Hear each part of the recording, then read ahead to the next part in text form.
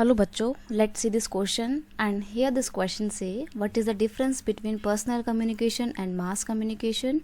State any 2 point of importance of mass communication.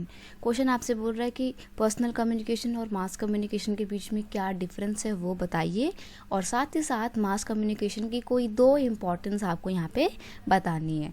तो basically हम यहाँ पे डिफरेंस देखेंगे. क्वेश्चन का की कॉन्सेप्ट है difference between personal and mass communication. अब क्या डिफरेंस है तो देखिए, पर्सनल कम्युनिकेशन की बात करें तो पर्सनल का मतलब क्या होता है, जब बातें 2 या 2 से ज़्यादा लोगों के बीच में हो बट सीक्रेट तरीके से वह पर्सनली हूँ.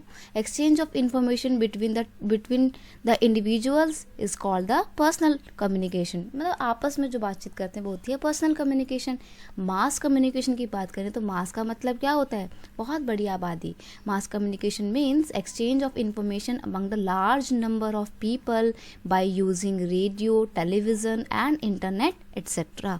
जब आप इन मीन्स ऑफ कम्युनिकेशन का इस्तेमाल करके एक बहुत बड़ी जनसंख्या तक या बहुत बड़ी आबादी तक अपनी बातों को पहुंचाते हैं तो उसको बोलते हैं मास कम्युनिकेशन. अब मास कम्युनिकेशन जो है उसकी बहुत इंपॉर्टेंस है. कैसे? Because mass communication provide the entertainment and create awareness among the people about the different social issue.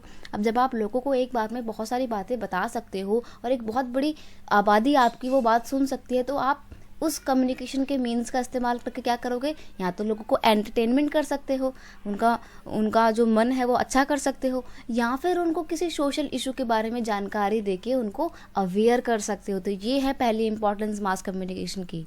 Next है it educate and aware the people towards their rights and responsibility. एक democratic country में तो mass communication की बहुत importance है. क्यों? क्योंकि एक डेमोक्रेटिक कंट्री में एक सिटीज़न के क्या क्या राइट्स हैं, क्या क्या उसकी रिस्पॉन्सिबिलिटी बनती है अपनी कंट्री के प्रति, ये सब कुछ मास कम्युनिकेशन उसे बताता है. तो ये इंपॉर्टेंस है मास कम्युनिकेशन की.